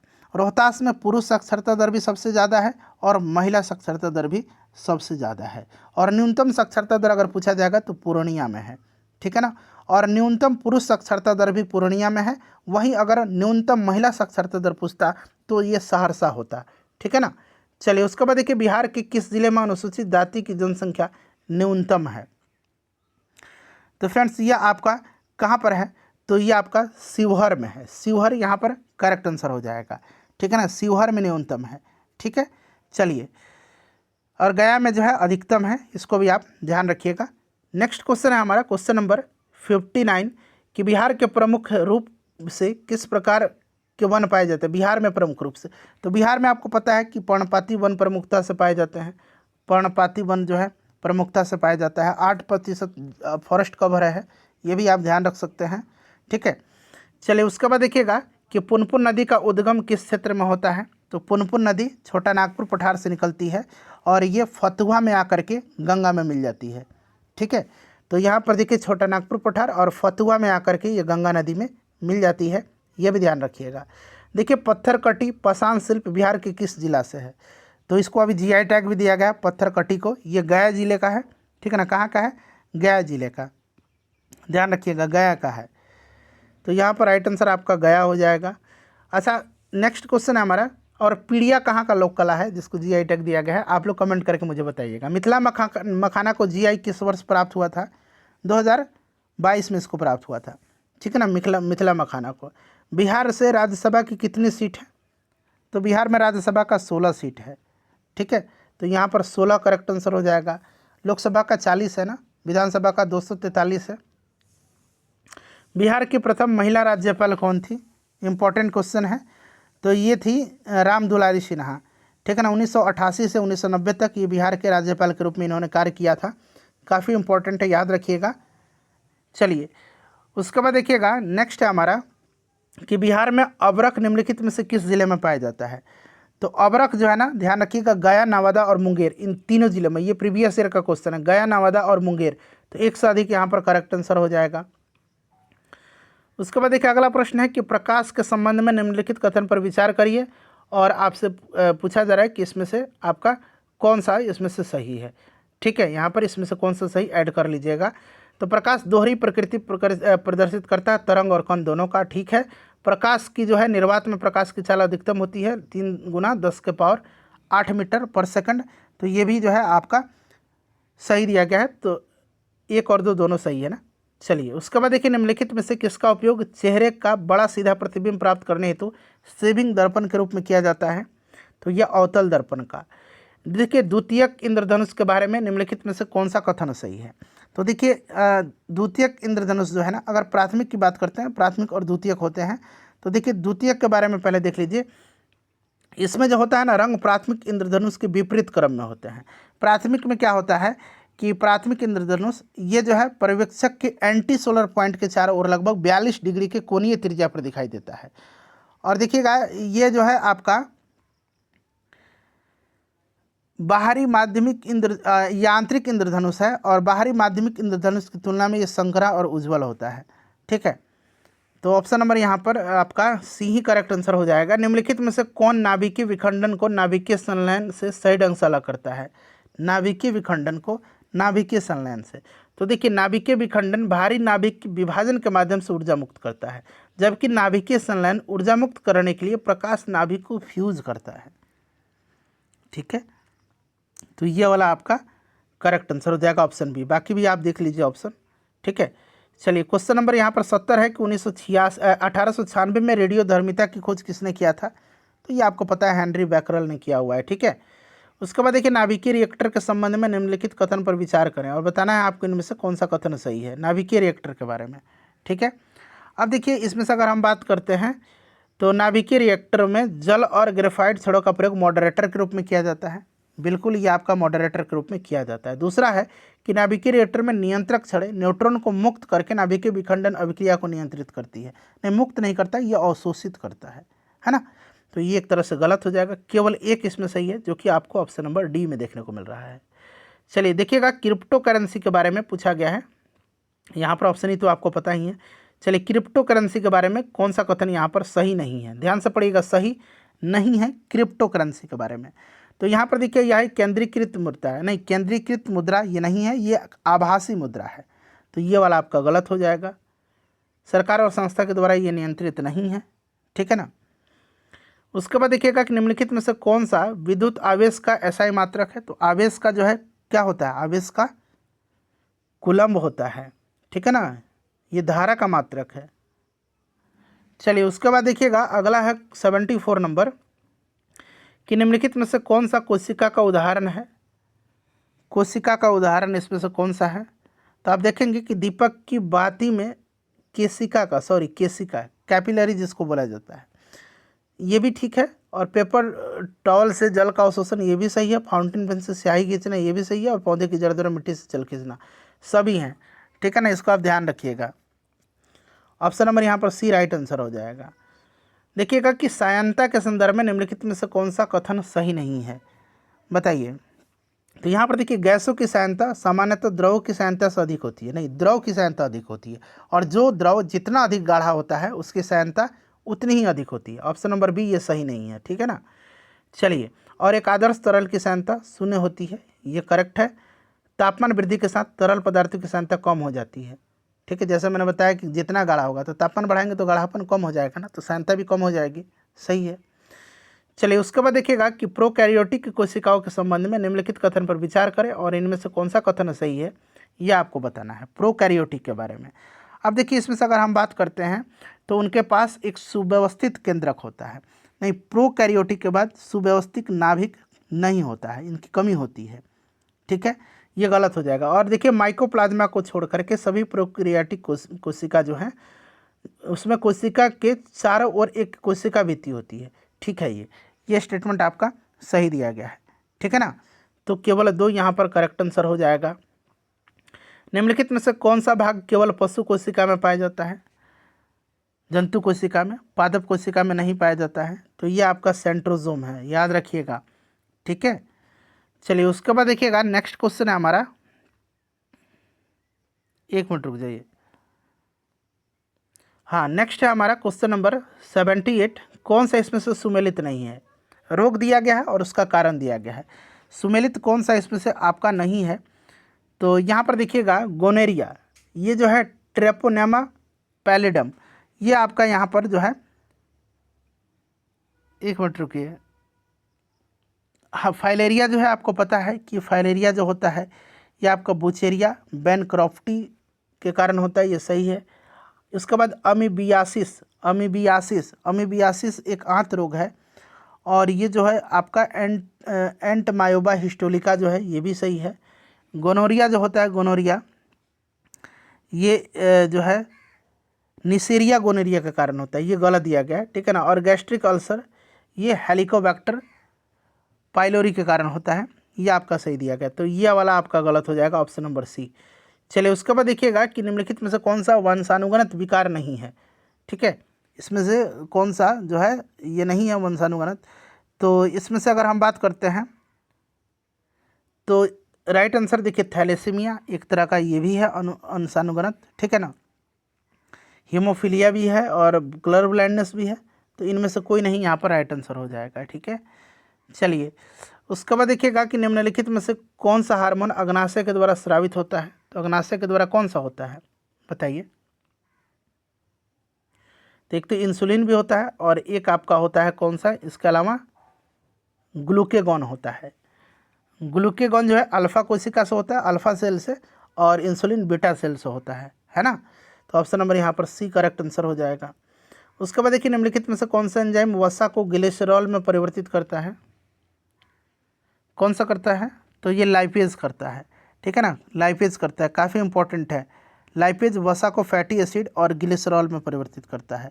यहाँ पर देखिए आपका लाइपेज हो जाएगा, ठीक है। चलिए, और एमाइलेज जो है, एमाइलेज ये स्टार्च को माल्टोज में परिवर्तित करता है। यहाँ पर देखिएगा, ठीक है, इसको आप ध्यान रखिएगा।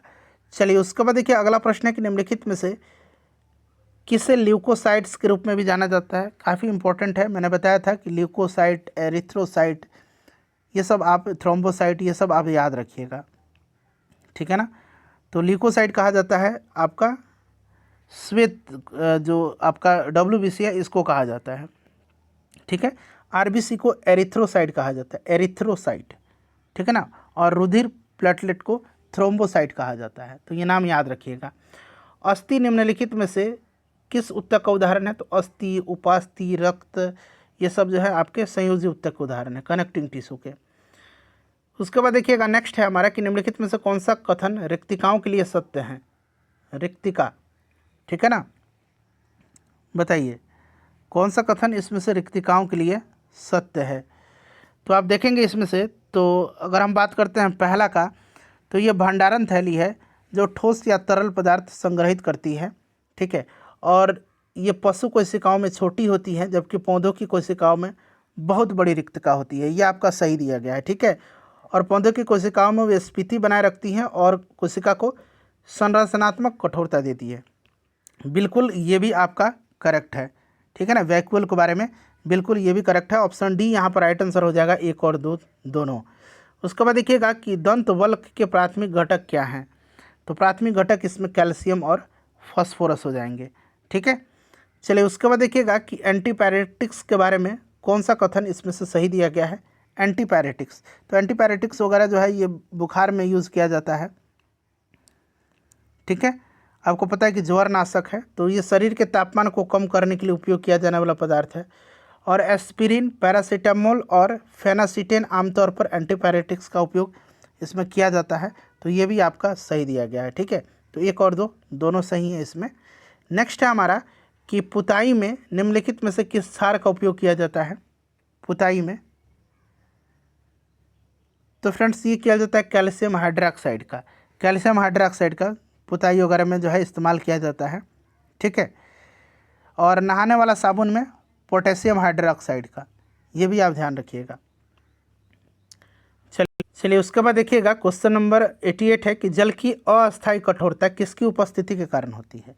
तो अस्थायी कठोरता कैल्शियम और मैग्नीशियम के घुलनशील बाइकार्बोनेट की उपस्थिति के कारण होती है। तो यहाँ पर ऑप्शन नंबर यहाँ पर ए करेक्ट आंसर हो जाएगा, ठीक है, इसको आप ध्यान रखिएगा। चलिए, और वहीं अस्थायी कठोरता पूछता तो जल में घुलनशील क्लोराइड और कैल्शियम एवं मैग्नीशियम के सल्फेट की उपस्थिति के कारण होता है। देखिए, मृदु पेय में निम्नलिखित में से कौन सा अम्ल पाया जाता है? तो आपको भी पता है कार्बनिक एसिड इसमें पाया जाता है, ठीक है। चलिए, नेक्स्ट क्वेश्चन कर लेंगे। अगला प्रश्न है कि नाइक्रोम के निम्नलिखित में से कौन से गुण इसे विद्युत ताप तत्व और इग्निशन सिस्टम उपयोग के लिए प्रयुक्त होता है? तो नाइक्रोम आपने देखा होगा ना कि आयरन वगैरह में जो है इसमें हीटर वगैरह में नाइक्रोम का यूज़ किया जाता है, वही पूछ रहा है। तो ये होता है उच्च ऊष्मा प्रतिरोध, संचारण प्रतिरोध और ऊंचे तापमान पर स्थिरता, इसी के कारण इसका उपयोग किया जाता है, ठीक है। चलिए, उसके बाद देखिए अगला प्रश्न है कि टेल्क को किस प्रकार के खनिज के रूप में वर्गीकृत किया गया है? तो ये किया गया है सिलिकेट के रूप में, टेल्क को, ठीक है ना। टेल्क को सिलिकेट के रूप में जो है किया गया है। और यह सिलिकेट खनिज है जो मैग्नीशियम, सिलिकॉन और ऑक्सीजन से बना होता है। देखिएगा इल्मेनाइट किसका है इसका? ये क्वेश्चन अभी रिसेंटली पूछा भी गया है। इल्मेनाइट जो है ये आपका है टाइटेनियम धातु का, ठीक है, टाइटेनियम धातु का है। उसके बाद देखिए प्लास्टर ऑफ पेरिस का रासायनिक सूत्र क्या है? तो प्लास्टर ऑफ पेरिस का रासायनिक सूत्र जो है ये आपका CaSO4 × ½ H2O है, ऑप्शन नंबर बी। और इसीलिए इसको कैल्शियम सल्फेट हेमीहाइड्रेट, ये आधा लगा हुआ है ना, हाफ, इसीलिए इसको हेमीहाइड्रेट कहा जाता है, ठीक है। चलिए, उसके बाद देखिएगा अगला प्रश्न है हमारा कि बॉक्साइट निम्नलिखित में से किस धातु का अयस्क है? तो बॉक्साइट जो है ये एल्युमिनियम का है। किसे ड्यूटेरियम और भारी जल की खोज के लिए 1934 में रसायन विज्ञान में नोबेल पुरस्कार से सम्मानित किया गया था? तो ये किया गया था यूरे को, होल्डन क्लेटन, हेरोल्ड क्लेटन यूरे को। हमने इस तरह से यूरे पढ़ा हुआ है, ठीक है ना। तो यहाँ पर देखिए लिखा भी गया है। चलिए उसके बाद देखिएगा कि निम्नलिखित में से किसने रानी लक्ष्मीबाई के संबंध में प्रसिद्ध पंक्ति खूब लड़ी मर्दानी वो तो झांसी वाली रानी थी, तो ये भला कौन भूल सकता है कि ये सुभद्रा कुमारी चौहान जी की रचना है, ठीक है ना। चलिए उसके बाद देखिएगा कि 1857 के विद्रोह के दौरान ब्रिटिश भारत का गवर्नर जनरल कौन था? तो आपको भी पता है ये कौन था, लॉर्ड कैनिंग था, ठीक है ना। और 1857 की क्रांति जो थी इसका प्रतीक चिन्ह कमल और रोटी था, ठीक है ना। कहीं कहीं आपको चपाती भी देखने को मिलता होगा। चलिए फ्रेंड्स, अगला है कि ईश्वर चंद्र विद्यासागर के संबंध में नीचे दिए गए कथन में से कौन सा सही है? वे बाल विवाह और बहु विवाह के प्रबल विरोधी थे, ठीक है ना। तो देखिए ये कथन जो है यहाँ पर अगर बात करते हैं तो आपका जो है ये सही दिया गया है या गलत दिया गया, बताइए। और ये ईश्वर चंद्र विद्यासागर की बात करते हैं तो ये एक प्रसिद्ध विद्वान समाज सुधारक थे जिन्होंने भारतीय परंपराओं को पश्चिमी उदार विचारधाराओं के साथ जोड़ा और उच्च नैतिक मूल्यों को कायम रखा था, ठीक है। और 1850 में वे संस्कृत महाविद्यालय के प्राचार्य बने थे, ये भी आप ध्यान रखिएगा, ठीक है। और 1856 में तो आपको याद ही होगा इन्होंने हिंदू विधवा पुनर्विवाह अधिनियम जो पारित हुआ था उसमें इनका योगदान रहा था और उन्होंने बाल विवाह और बहु विवाह का भी कड़ा विरोध किया था, तो ये सही है। और उन्होंने संस्कृत महाविद्यालय के प्रचार के रूप में गैर ब्राह्मणों के लिए संस्थान के द्वार खोले और ज्ञान पर पारंपरिक एकाधिकार को तोड़ने के लिए पश्चिमी विचारों को अपनाया। ये भी स्टेटमेंट करेक्ट है जैसे मैंने अभी एक्सप्लेन करके आपको बताया है। तो आपका ए और मतलब 1 और 2 दोनों यहाँ पर सही हैं। चलिए उसके बाद देखिएगा कि निम्नलिखित में से किसने 20वीं सदी के आरंभ में महाराष्ट्र में निराश्रित हिंद नागरिक, विटाल विध्वंसक और मजदूर पत्रिका जो है ये प्रकाशित किया था, बताइए। तो ये किसने किया था? तो फ्रेंड्स ये किया था किशन फागुजी बसोंड ने, ठीक है ना। 1910 में इन्होंने जो है स्वयं का प्रिंटिंग प्रेस स्थापित किया और निराश्रित हिंद नागरिक, विटाल विध्वंसक और मजदूर पत्रिका नामक जो पत्रिकाएं हैं वो प्रकाशित की, ठीक है। चलिए उसके बाद देखिएगा कि 1861 के भारतीय परिषद अधिनियम के तहत गवर्नर जनरल की परिषद का विस्तार किया गया और उसे निम्नलिखित रूप में कार्य करने का अधिकार दिया गया। तो देखिए 1861 के भारतीय परिषद अधिनियम ने गवर्नर जनरल की जो परिषद की सदस्यता को 6 से बढ़ा करके 12 कर दिया था, ये चीज़ आप ध्यान रखिएगा। और अपनी विधायी क्षमता में इसे शाही विधान परिषद के रूप में जाना जाने लगा, ठीक है। तो इसमें से आपका option number C correct answer हो जाएगा, क्लियर। चलिए उसके बाद देखिए अगला प्रश्न है कि 1885 के भारतीय राष्ट्रीय कांग्रेस के प्रथम सत्र के दौरान पारित प्रस्ताव के संदर्भ में निम्नलिखित कथन में से कौन सा यहाँ पर आपका सही है? तो देखिए इसमें से पूछा जा रहा है कि कौन सा आपका सही है। तो भारत सचिव की भारतीय परिषद को समाप्त करने की मांग करते हुए एक प्रस्ताव पारित किया गया, ठीक है। और कांग्रेस ने केवल भारत में ही सिविल सेवाओं के लिए परीक्षा आयोजित करने की मांग किया था, ये आपका सही नहीं है। इंग्लैंड और भारत दोनों में एक साथ परीक्षा हो इसका आह्वान किया गया था, तो ये गलत है। तो पहला केवल इसमें सही है, तो केवल 1 राइट हो जाएगा। उसके बाद देखिए अगला प्रश्न है कि राष्ट्रवाद और राजनीतिक शिक्षा को बढ़ावा देने के उद्देश्य से इंडियन लीग की स्थापना किसके द्वारा किया गया था? तो इंडियन लीग की स्थापना की बात करते हैं तो शिशिर कुमार घोष ने जो है इसकी स्थापना किया था इंडियन लीग की 1875 में, तो शिशिर कुमार घोष हो जाएगा।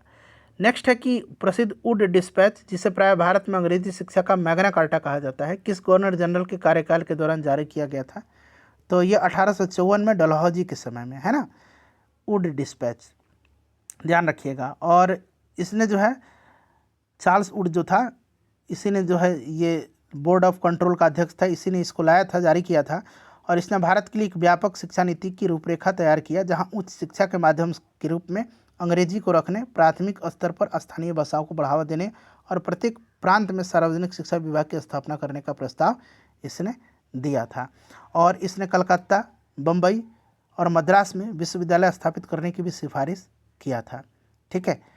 चलिए तो यहाँ पर ऑप्शन नंबर आपका बी करेक्ट आंसर हो जाएगा। निम्नलिखित में से किस गवर्नर ने ब्रिटिश भारत में जिला स्तर पर कार्यकारी और न्यायिक कार्यों को अलग किया? लॉर्ड कॉर्नवालिस ने, नेक्स्ट है कि हुगली के युद्ध में निम्नलिखित में से कौन से दो यूरोपीय शक्तियाँ शामिल थी। जो हुगली का युद्ध है ये 1759 में अंग्रेज़ और डचों के बीच हुआ था। तो अंग्रेज़ और डच यहाँ पर करेक्ट आंसर हो जाएगा। ठीक है, चलिए उसके बाद देखिएगा नेक्स्ट क्वेश्चन है कि भारतीय राष्ट्रीय कांग्रेस के बनारस अधिवेशन जो 1905 में हुआ था उसके संबंध में कौन सा कथन सही है। तो बनारस अधिवेशन की अगर बात करते हैं तो इसकी अध्यक्षता जो है किसने किया था, गोपाल कृष्ण गोखले ने किया था और इसे स्वदेशी प्रस्ताव को अपनाने के लिए विशेष रूप से जाना जाता है। ठीक है, ये आपका सही दिया गया है। और नरमपंथियों ने बहिष्कार कार्यक्रम को बंगाल से आगे बढ़ाने का समर्थन किया और इसके पक्ष में एक सशक्त प्रस्ताव पारित किया। ये गलत है। ठीक है ना, ये विरोध कर रहे थे नरमपंथी। ठीक है ना, ये समर्थन नहीं कर रहे थे और इसको केवल बंगाल तक ही सीमित रखना चाहते थे। तो ये गलत दिया गया है। तो केवल यहाँ पर एक आपका सही हो जाएगा जो कि ऑप्शन ए में आप देख रहे हैं। उसके बाद देखिएगा कि गंडमक्कम की संधि, यहाँ पर देखिए गंडमक की संधि 1879 में हुआ था। इसमें से कौन सा कथन सही है। तो देखिए ये जो गंडमक की संधि है ये दूसरा आंग्ल अफगान युद्ध के दौरान हुआ था। ठीक है ना, अफगान के अमीर को अपनी विदेश नीति भारत सरकार के परामर्श से संचालित करनी थी। तो इस तरह से देखा जाए तो ये सही है। और ब्रिटिशों को काबुल में एक अस्थायी रेजिमेंट नियुक्त करने की अनुमति दी गई थी। ये भी आपका सही दिया गया है। तो इस प्रकार से आपका option number C correct answer हो जाएगा। नेक्स्ट है कि निम्नलिखित में से किसने ब्लू वाटर पॉलिसी प्रस्तावित किया था। तो ये था आपका अल्मेडा। ठीक है ना, फ्रांसिस्को दो अल्मेडा, ये पुर्तगाली गवर्नर था, मतलब पुर्तगाली वायसराय था और ये प्रथम पुर्तगाली वायसराय था, भारत में आया था ये। ठीक है, इसी ने किया था। देखिए जब कैप्टन विलियम हॉकिंस जहांगीर के मुगल दरबार में पहुंचा तो इंग्लैंड का शासक निम्नलिखित में से कौन था। ये तो आप पढ़े थे, इसी के राजदूत के रूप में आए थे, जेम्स प्रथम के।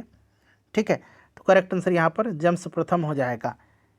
ठीक है ना, इंग्लिश खान की उपाधि दिया था, है ना।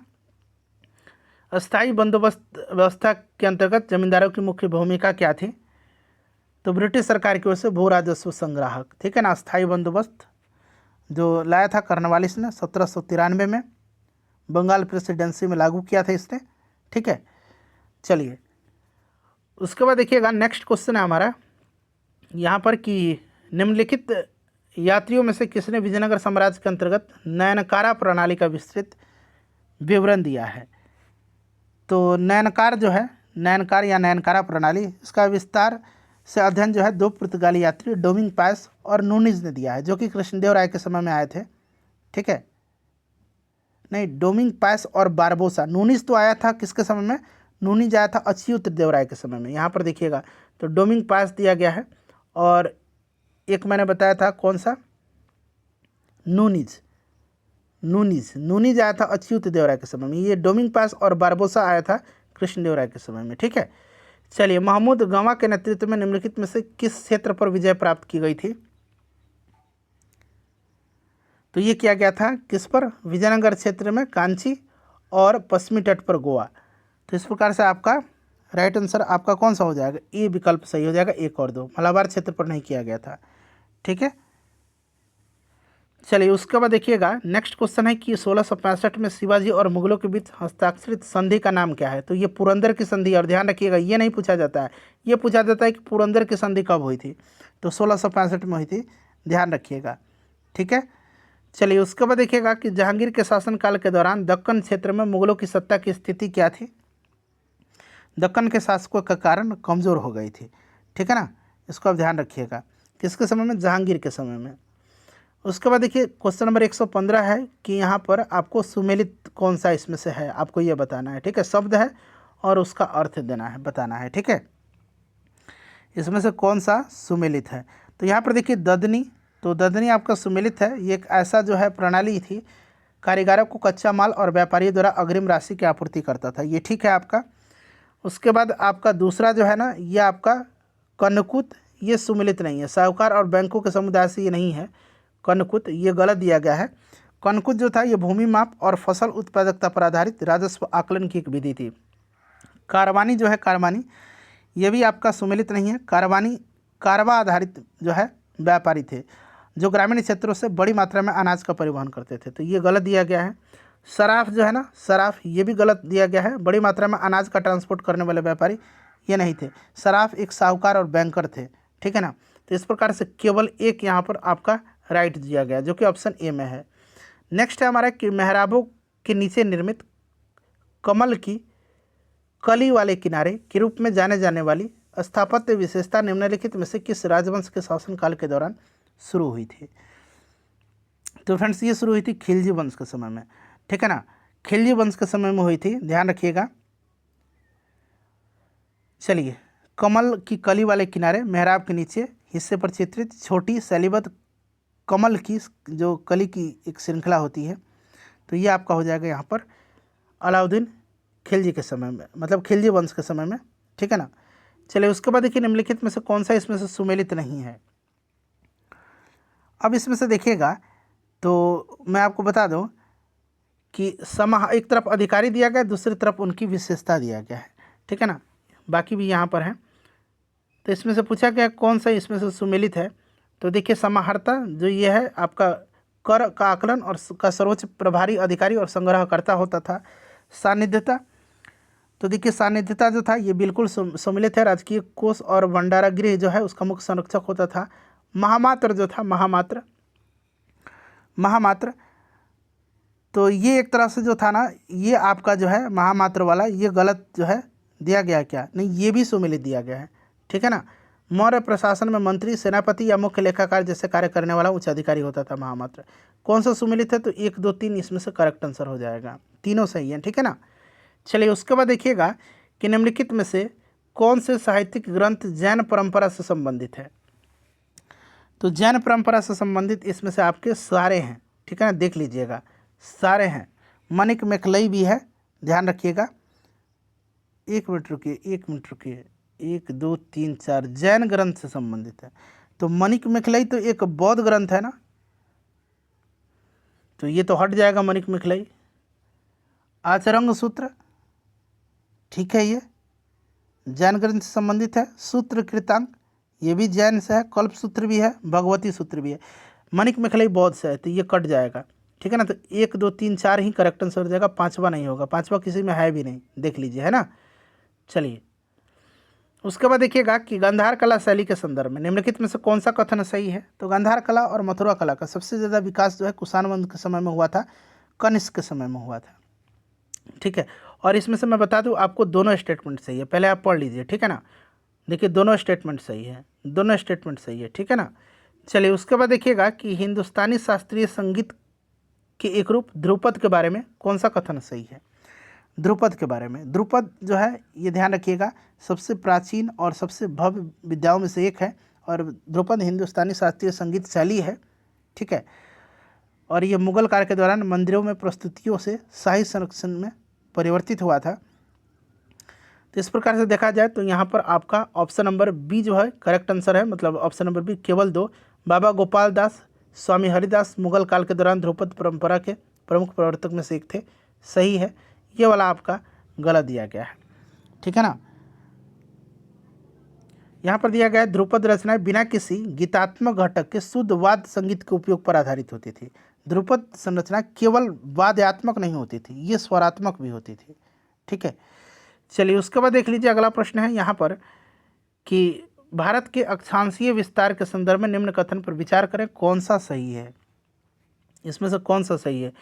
तो देखिए, अगर हम बात करते हैं तो पूर्णतः उत्तरी गोलार्ध में स्थित भारत की मुख्य भूमि 8 डिग्री 4 मिनट और 37 डिग्री 6 मिनट उत्तरी अक्षांश और 68 डिग्री 7 मिनट और 97 डिग्री 25 मिनट पूर्वी देशांतर के मध्य विस्तृत है, ठीक है ना।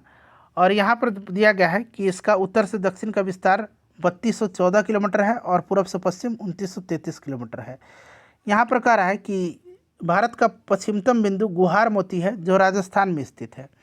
देखिए, इसमें से अगर हम बात करते हैं तो यहाँ पर आपसे पूछा गया पश्चिमतम, तो मैं बता दूं कि गुहार मोती है जो गुजरात में है, राजस्थान में नहीं है, तो ये गलत है। इंदिरा पॉइंट भारतीय मुख्य भूमि का दक्षिणतम बिंदु है, ठीक है। तो ये आपका सही या गलत है। देखिए, भारतीय मुख्य भूमि का दक्षिणतम बिंदु मुख्य भूमि का कन्याकुमारी में है, इंदिरा पॉइंट नहीं है। मुख्य भूमि हटा दीजिए तब हो सकता है। ऑप्शन नंबर यहाँ पर कोई भी सही नहीं है, ना तो 1 और न तो 2, ऑप्शन नंबर डी हो जाएगा यहाँ पर। उसके बाद देखिए, म्यांमार के साथ अंतर्राष्ट्रीय सीमा साझा करने वाले कौन से राज्य हैं, उत्तर से दक्षिण की ओर इनको व्यवस्थित करना है, एक क्रम से।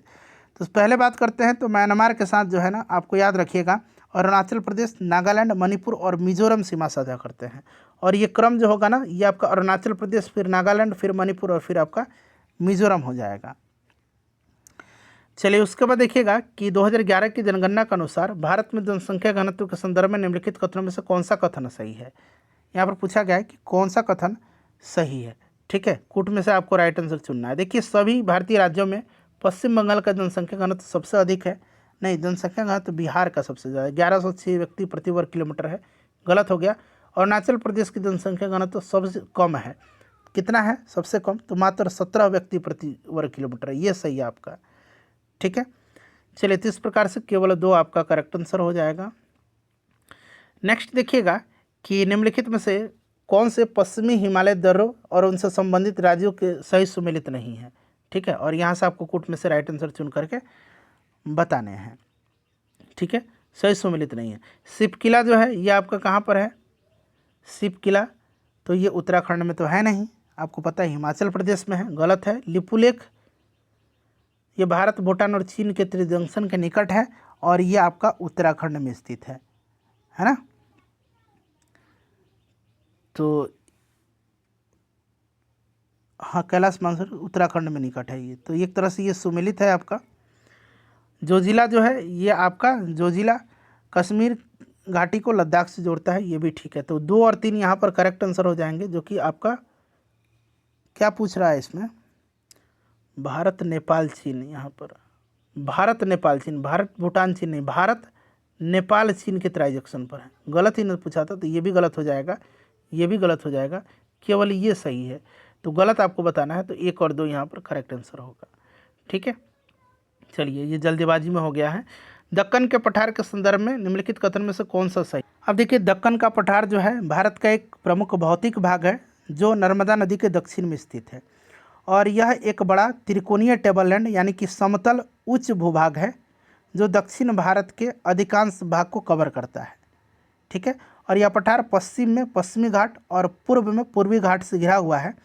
और देखिए इसका सामान्यतः जो है यह पूर्व से पश्चिम की ओर ढलान, नहीं पूर्व से पश्चिम नहीं, पश्चिम से पूर्व की ओर इसका ढलान है, तो ये गलत हो गया। और पठार से निकलने वाली अधिकांश प्रायद्वीपीय नदियाँ पूर्व की ओर बहती है, ये आपका सही है। ठीक है ना, और इन नदियों में गोदावरी, कृष्णा, कावेरी, महानदी ये सब शामिल है। ठीक है, और पश्चिम की ओर जो बहती है वो नर्मदा और ताप्ती है, तो अधिकांश जो है ये पूर्व की ओर बहती है। तो इस प्रकार से केवल 2 राइट आंसर होगा यहाँ पर। यहाँ पर देखिए नीचे दिए गए कूट का प्रयोग करके सूची के साथ मिलान करना है और सही उत्तर आपको चुनना है। तो देखिए अगर हम बात करते हैं सिंगरौली की, तो सिंगरौली जो है ये मध्य प्रदेश में है, और सिंगरौली जो है ये आपके कोयला के लिए है, तो यहाँ पर आपका कोयला हो जाएगा। क्योंझर जो है, क्योंझर पड़ता है आपका उड़ीसा में, और ये लौ एस के लिए है। सुंदरगढ़ जो है, सुंदरगढ़ पड़ता है आपका उड़ीसा में, और ये मैंगनीज के लिए है। कालाहांडी जो है, कालाहांडी आपका हो जाएगा कहाँ पर, उड़ीसा के संबलपुर में, और ये बॉक्साइट के लिए है ना, मिला लीजिएगा अब आपको। चलिए उसके बाद देखिएगा कि पर्वत शिखर दिया गया है, सुमेलित करके सही आंसर आपको बताना है। देखिए सैंडल पीक जो है ना, सैंडल पीक ये अंडमान निकोबार की है ना, तो आपको पता है कि सैंडल पीक उत्तर अंडमान में है, और ये आपका संपूर्ण द्वीप समूह की सबसे ऊंची चोटी है। तो उत्तर अंडमान 3 हो जाएगा। तो यहाँ पर आप देख सकते हैं ये वाला ऑप्शन कट गया, ये वाला ऑप्शन कट गया, बच गया ए और सी, तो ये वाला सही होगा। दूसरा माउंट थूलियर जो है ये आपका ग्रेट निकोबार का है। ठीक है, माउंट हैरियट जो है ये आपका दक्षिण अंडमान द्वीप का है, और माउंट डियाबोलो जो है ये आपका हो जाएगा किसका, मध्य अंडमान द्वीप का। ठीक है, मिला लीजिएगा इसको आप लोग। यहाँ पर देखिएगा मिलान करना है कि सिंधु नदी ये कहाँ से निकलती है, सिंधु नदी, तो सिंधु नदी निकलती है कहाँ से बताइए, बताइए। तो आपको पता है कि सिंधु नदी जो है ये मानसरोवर के समीप से निकलती है। ठीक है, तो इस प्रकार से इसका क्या हो जाएगा, सिंधु नदी निकलती है यहाँ से। अलकनंदा नदी तो ये निकलती है सतोपंथ से। उसके बाद गौरी गंगा तो ये मिलाम हिमनद से निकलती है, और मंदाकिनी चोराबाड़ी हिमनद से। ठीक है, तो इसको आप लोग ध्यान रख लीजिएगा। चलिए गौरी गंगा मैंने बता दिया, मंदाकिनी हो गया, ठीक है, ध्यान रखिएगा इसको। चलिए उसके बाद नेक्स्ट क्वेश्चन कर लेंगे कि अल नीनो और ला नीना, अल नीनो और ला नीना भारतीय मौसम के संदर्भ में कौन सा इसमें से सही दिया गया है।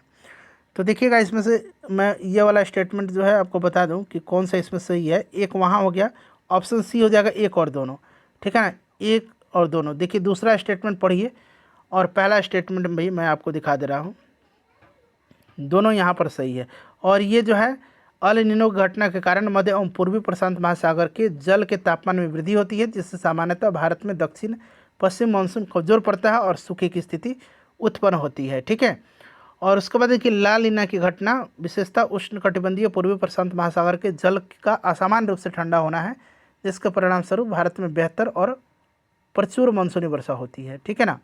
तो एक और दो दोनों सही हैं यहाँ पे।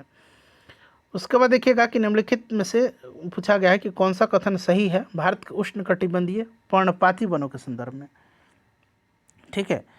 तो राइट आंसर क्या हो जाएगा, उष्णकटिबंधीय पर्णपाती वन भारतीय उपमहाद्वीप में प्राकृतिक वनस्पति के सर्वाधिक विस्तृत आवरण के रूप में पाए जाते हैं। इस चीज़ को ध्यान रखिएगा। और इनको मानसूनी वन भी कहा जाता है। यहाँ पर पूछा गया कौन सा कथन सही, तो दोनों कथन सही है, ठीक है ना। जैसे मैंने आपको बताया कि सर्वाधिक रूप में पाए जाते हैं, सागौन, साल, शीशम, महुआ आदि पर्णपाती वनों के उदाहरण है, जबकि तेंदू, अमलतास, बेल, खैर शुष्क पर्णपाती वन के हैं, ठीक है। चलिए उसके बाद देखिएगा कि भारत में गन्ने की कृषि के संदर्भ में कौन सा कथन यहाँ पर सही है। यहाँ पर 3 कथन दिया गया है और इनमें से आपको राइट आंसर चुन करके बताना है, ठीक है। चलिए बताइएगा। तो देखिए यहाँ पर कि गन्ना एक उष्णकटिबंधीय और उपोष्णकटिबंधीय फसल है, जो उष्ण और आर्द्र जलवायु में सर्वाधिक अच्छी तरह से विकसित होता है और इसमें अधिक पानी की आवश्यकता होती है। 75 से 100 सेंटीमीटर वर्षा की आवश्यकता होती है तथा कम आर्द्रता वाले क्षेत्रों में सिंचाई पर निर्भर है। बिल्कुल दोनों करेक्ट है। और यहाँ पर देखिएगा उत्तर भारत में उगाए जाने वाले गन्ने में सुक्रोज की मात्रा दक्षिण प्रायद्वीपीय भारत की तुलना में अधिक होती है, क्योंकि वहाँ पाला पड़ने की अवधि लंबी होती है। ऐसा कुछ नहीं, ये स्टेटमेंट आपका गलत है। तो केवल आपका 1 और 2 ही करेक्ट आंसर होगा, जो कि आप देख सकते हैं ऑप्शन नंबर ए में दिया गया है। चलिए यहाँ पर देखिए स्थानांतरित कृषि है और राज्य क्षेत्र है, मिलान करना है। झूम जो है आपको पता है कि झूम ये नॉर्थ ईस्ट वगैरह में होता है, उत्तर पूर्वी राज्य में। तो यहाँ पर देखिए पहला का 3 2 ऑप्शन में है। उसके बाद देखिए कुमारी जो है, कुमारी आपका कहाँ का है, झूम हो गया, यहाँ पर 1 मिनट रुक जाए, झूम हो गया उत्तर पूर्वी का। तो कुमारी आपका हो गया पश्चिमी घाट के पहाड़ी क्षेत्र में। दहिया और बेबर आपका हो गया मध्य प्रदेश में, ठीक है ना। और वाल्टरे हो गया राजस्थान में। ध्यान रखिए वाल्टरे ज़्यादा इंपॉर्टेंट है। चलिए उसके बाद देखिए अगला प्रश्न है कि कौन से युग में सुमेलित नहीं है। किम्बरले क्या है, किम्बरले हीरा की खान है या सोना की खान है, किसकी खान है बताइए। किम्बरले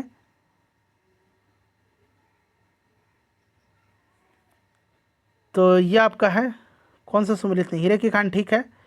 ऑप्शन 3 सुमेलित नहीं है इसमें से। मेसाबी रेंज में बता दूं तो देखिए मेसाबी रेंज जो है ना ये आपका सुमेलित नहीं है, ठीक है। चलिए मेसाबी रेंज जो है ये आपका अमेरिका में पड़ता है और ये लॉस के लिए फेमस है, तो ये गलत है, पेट्रोलियम क्षेत्र, ठीक है ना। केवल 3 हो जाएगा। उसके बाद देखिए अगला प्रश्न करेंगे। नेक्स्ट क्वेश्चन है कि समुद्री बंदरगाह और उनकी स्थिति का मिलान करना है।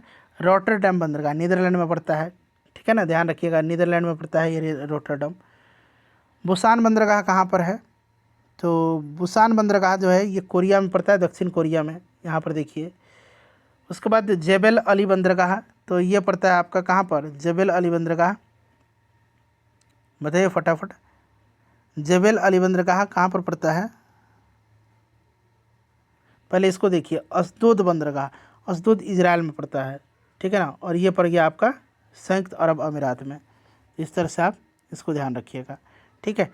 चलिए उसके बाद देखिएगा कि कौन सा इसमें से सुमेलित नहीं है। महासागरीय गर्तों और उनके निकटवर्ती महासागरों का कौन सा एकदम सुमेलित नहीं है।